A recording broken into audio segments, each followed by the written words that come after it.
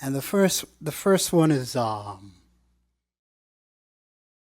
the connection between like spirit and mind. Yes. You want to know about that? Yeah, Shall we address that before you continue to the others? we can address that one first. Yeah. All right. Spirit is your natural state, a non-physical expression of your existence as a consciousness, or what might be called soul at first. The soul then, in desiring to have what you would call a physical experience, will in a sense create a division within itself. And in that division, there is the non-physical higher mind that remains in spirit to act as a guide for the physical mind that is then created in order to have the physical experience. When the physical mind, which is composed of belief systems that reinforce the validity of physical reality as being real through the idea, the reinforcement through emotions and the idea of thoughts and behaviors and experiences that reinforce the belief system, that is the structure of the physical mind. And as the physical mind has its physical experience, it sort of takes the unfired clay of the soul and starts turning it into the ceramic of the spirit that is specifically representative of that particular personality's experience in physical reality, which is then used by the soul to expand. So soul, higher mind, physical mind, spirit through the experience, back to the soul. Does that make sense? Well, yes, you're getting there. All right. So, for instance, Yes. I consider myself always in high spirits, Well, all right. always in high spirits, Yes. but not always in correct mind. So I'm trying to All right. Yes. sync those two. Yes. So the High idea... spirits, Yes, I understand. correct mind. I understand. So the idea of the mind not being aligned with the high spirits is due to belief systems that construct the physical mind, and whether or not those belief systems are out of alignment with who you truly are as a spirit or in alignment with who you truly are as a spirit. So the idea is to examine what belief systems you might be holding on to, maybe even unconsciously, that are out of alignment with who you truly are vibrationally. That's the process by which you bring the mind, the physical mind, into alignment with the spirit. Does that make sense? Yes, yes. So fear-based belief systems, negative-based belief systems will always push you out of alignment with your true vibrational spirit. Positive belief systems will bring you back into alignment with the vibration of your spirit. It's as simple as that. So finding out what those belief systems are that are making you out of alignment and letting them go will bring you back into alignment with your high spirits as a mind. Now, the heart receives the vibration communication directly from the higher mind and then bounces that communication into the physical mind, but it has to go through the filter of the belief system. So the heart reminds you, in a sense, as a physical reminder of who you really are, and thus gives you an opportunity to examine what belief systems the physical mind may be holding on to in its construction that isn't allowing it to receive that communication as clearly as it could. Yes? Does that make sense? Yes. All right. Does that answer your question? The first question, yeah. Yes, I know. Does that answer the first question? Yes. Yeah. All right. And what is your second Now, the question? second question is how to listen and hear better as a way to sustain a higher synchronicity. Well, again, we have given you all the formula. You act on your passion every moment that you can on whatever contains the highest amount of excitement more than any other option. You do that to the best of your ability, taking it as far as you can until you can take it no further. And then you look for the next thing that contains more excitement, even just a little bit more attractiveness, more curiosity, more passion than any other option, no matter what it is, no matter how simple it is. And you act on that one next and take it as far as you can until you can take it no further. And you do all these actions with absolutely zero assumption, zero insistence on what the outcome is supposed to be. And no matter what manifests, no matter how it looks, from the actions you take, you remain in a positive state so that you can extract a beneficial effect from whatever it is that manifests. Because whatever it is that manifests, even if it's something that you neutrally and objectively don't prefer, you have to know it's got to be there for a reason that could serve you. And by remaining in a positive state, as you say, remaining in high spirits and not giving over to the definition of the negative idea or the non-preferred idea in a negative way, then you will remain in a state that will allow you to receive the benefit from that thing having manifested. And that simply means what you're doing is using what you don't prefer in a way that you do prefer. And that allows you to sustain that energy because you're making choices that are in alignment with clear definitions of who you are and what you prefer to be. Is that making sense? Well, I'll add something to that, but does that make sense for the moment? yes, because some time ago I heard you talked about that, and Yes. I went out and realized that Yes. do what excites you, and With, the more you do it, you get more excited. and you do that with no insistence, no assumption Right, right. of what the outcome ought to be, because the truth is, when you're honest with yourself, you understand the truth is you have no clue what the best result actually needs to look like. None. The physical mind is not designed to know how something needs to happen. The higher mind knows Right. how something needs to happen. So it's about letting go of the negative ego assumption that the physical mind is supposed to know exactly what things are supposed to turn out to be. It really has no clue. Sometimes you might coincide in the physical mind with something that manifests that is coming from the higher mind as well. But more often than not, you really have no idea what things are supposed to happen that really do serve you best. So the idea is to let go of any insistence that you do. Now, also, as you say, to maintain that particular state is simply an understanding of how things work and realizing that what we're giving you as this information is not a philosophy. It's actually literally a description of how reality works. It's an instruction manual.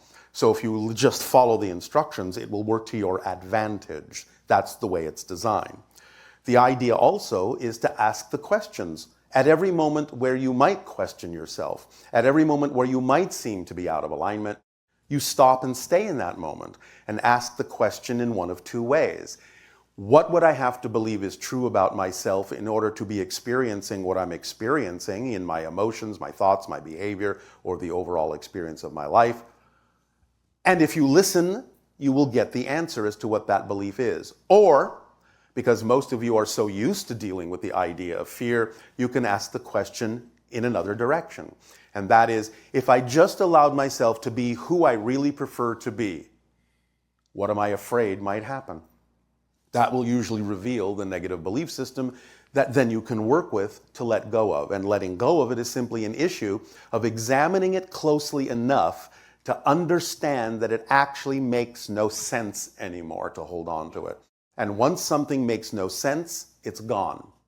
If you still hold on to that belief, if you still experience the misalignment, that should be your first clue that there is another belief making that one continue to make sense to hold on to.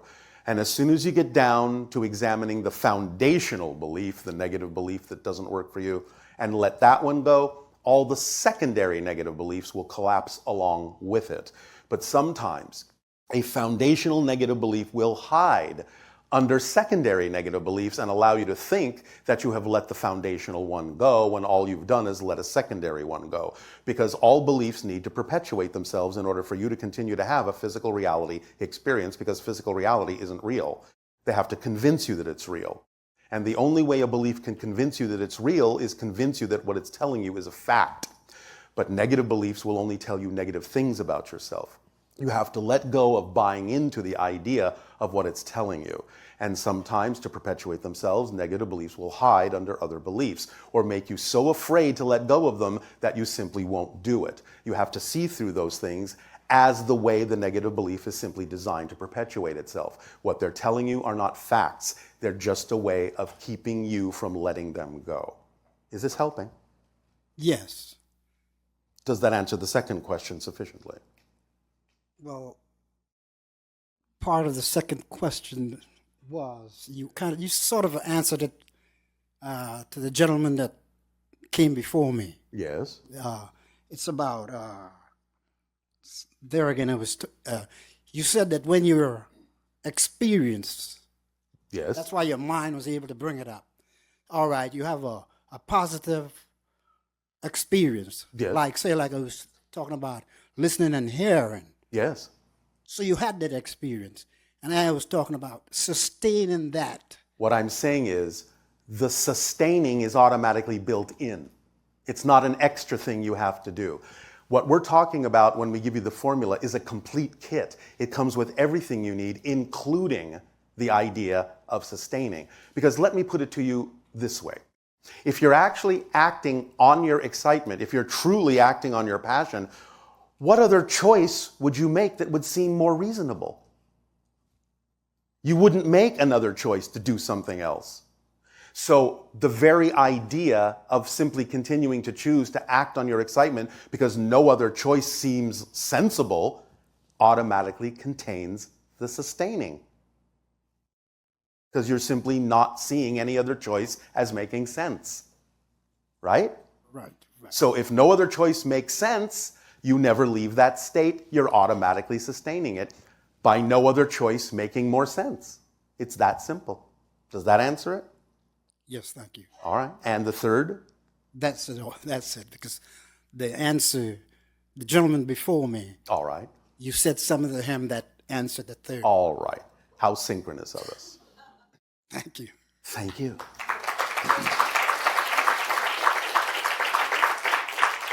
Remember, it just all comes down to making choices. This is your greatest power, the freedom to choose.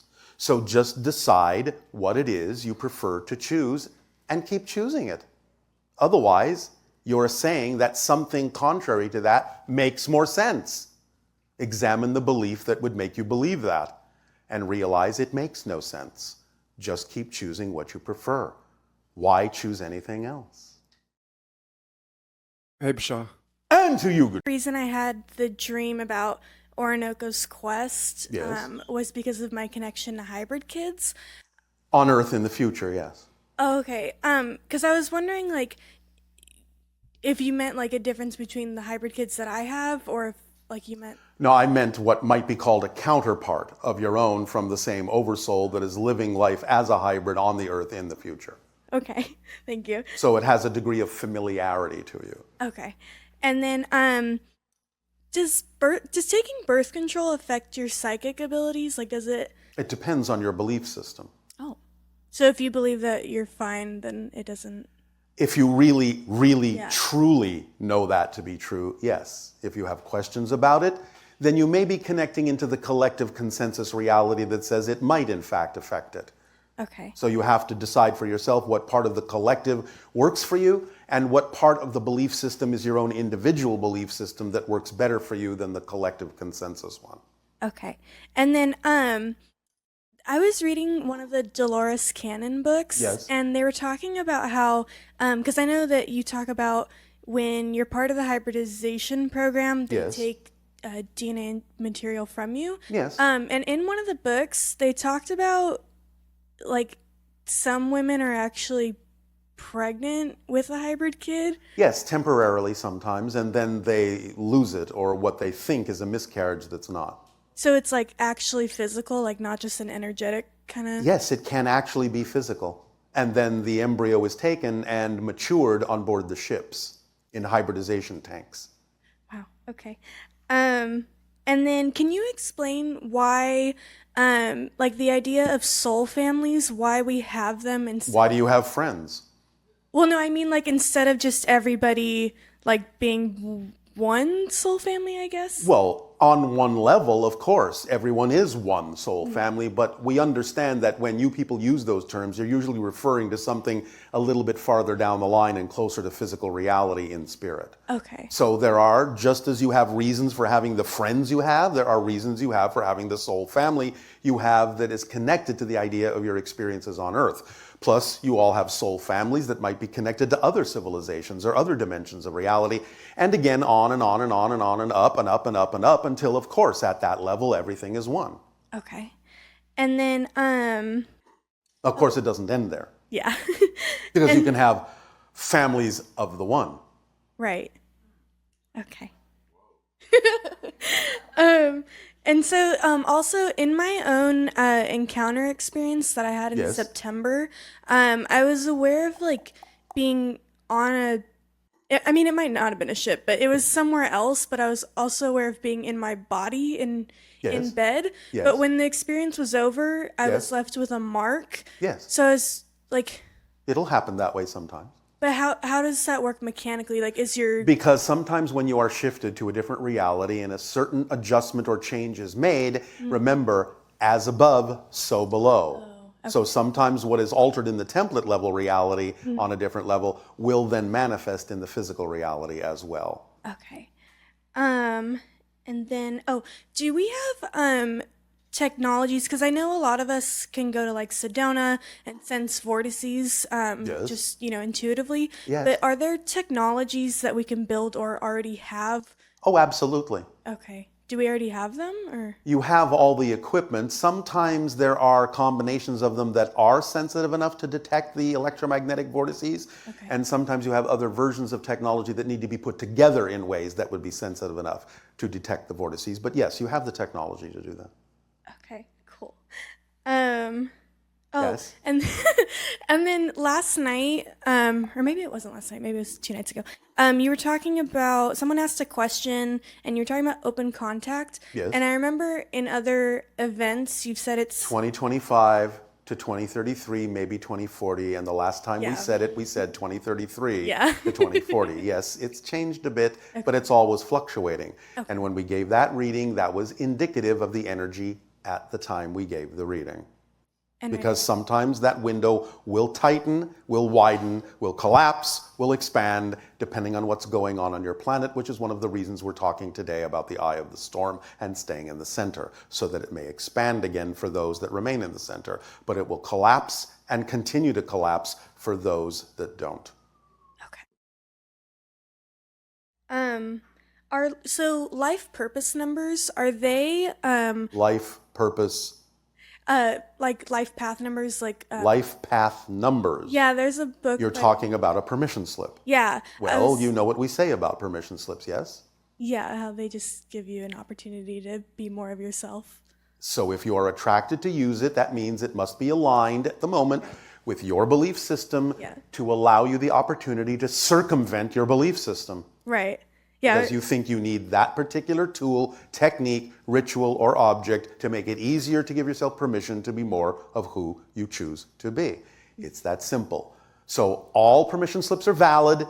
It just depends on what you're attracted to that will work best for you. That's why you're attracted to it. Right.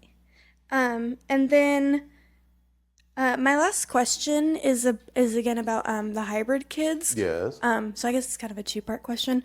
I love how clever you all are. It's my last 5-part question.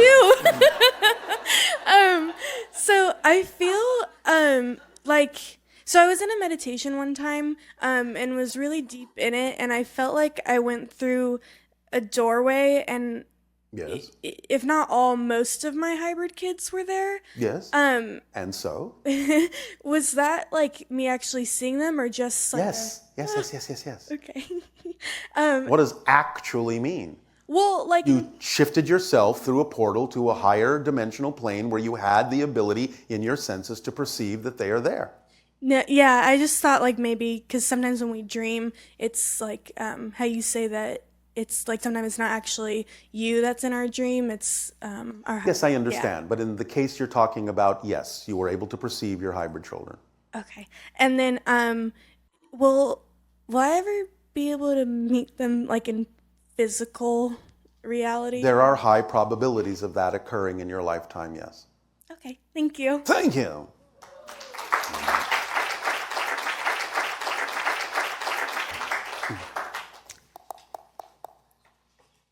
Bashar!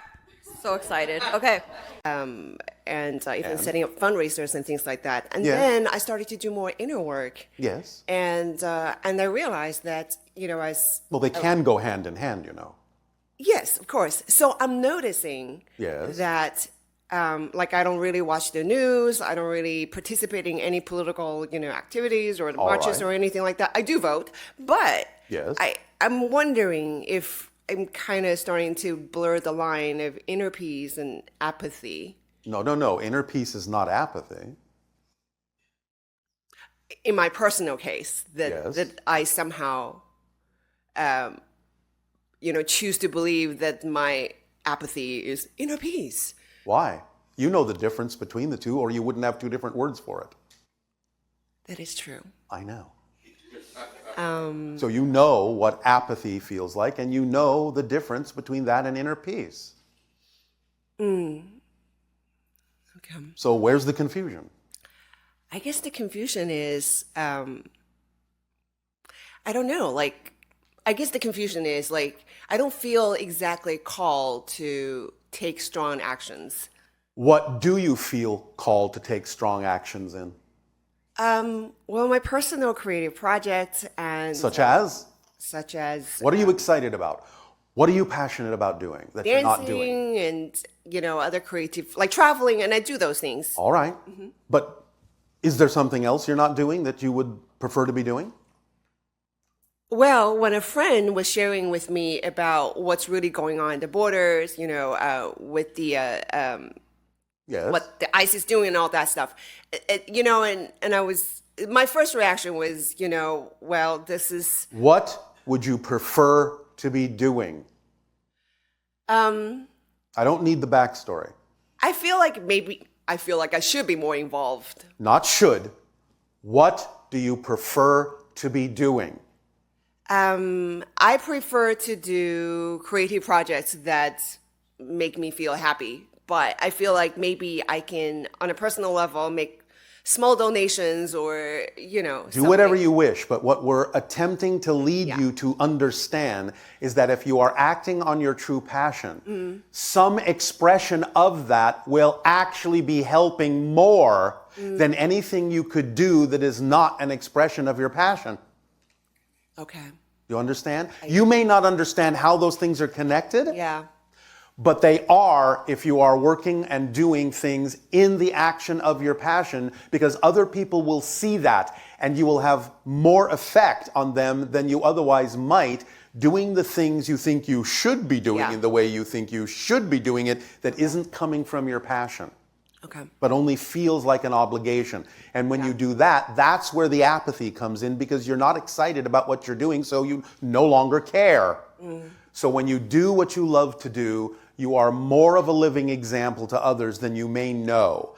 Even someone you may never meet, seeing you walking down the street, being this wonderfully happy person because you are creatively expressing yourself, may have more of an effect on that stranger than you would ever have an effect on people you know when you're doing something that you don't love to do. It may change everything for them in their lives just by seeing the living example you are of following your passion. You don't have to know exactly how those people get impacted by you. You just know that they are being impacted where they need to be. By you being yourself, that's the whole idea.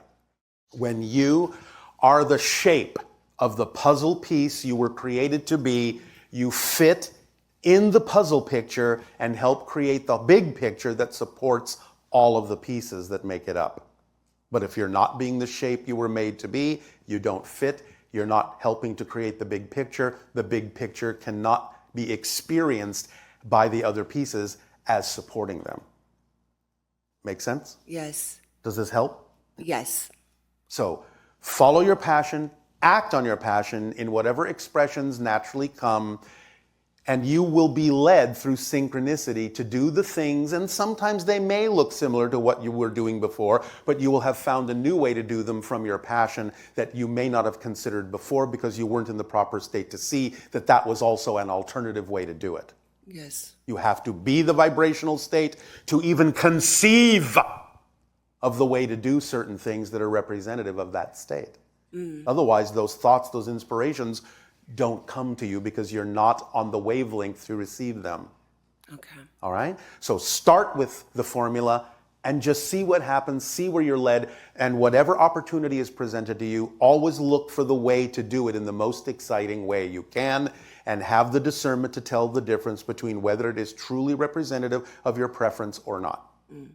And of course, the remember to make sure that you're not the one dampening the excitement with negative belief systems you're unaware of. Okay. Yes? Does this help? Yes. All right. One follow-up question may have just the same answer. Maybe. But so I started out creatively as an actor, and I used to pursue it a lot. And then I started to pursue other things that were more exciting to me. And then At the time. And so I kind of just not really focused on acting. And then the weird thing was I started just booking jobs and getting more auditions. Yes. But my excitement is still feels like somewhere else. But this keeps happening. So I keep following Again, are you blocking what could be exciting with your assumptions that it's not? Yes. Then use your imagination to see that these things are coming to you in a way that gives you an opportunity to really look for other ways in which you might be able to find the excitement in that, or finally and ultimately determine that it is simply not your preference, not your excitement, but because you keep repeating it for yourself, you are trying to tell yourself something. And it might simply be that you have too many negative fear-based belief assumptions about what doing that may actually mean, when you could be using your imagination to figure out how it would be more exciting to do it in a different way than most people might assume. Think, as you say, outside the box. And finally, actually even get to the point where you realize there is no box.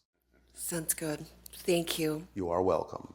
Now, I'm going to audition you right now. Okay. Show me a person finding their way back to their seat.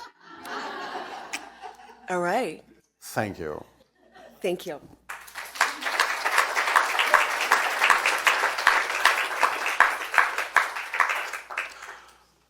Cut. That's the take.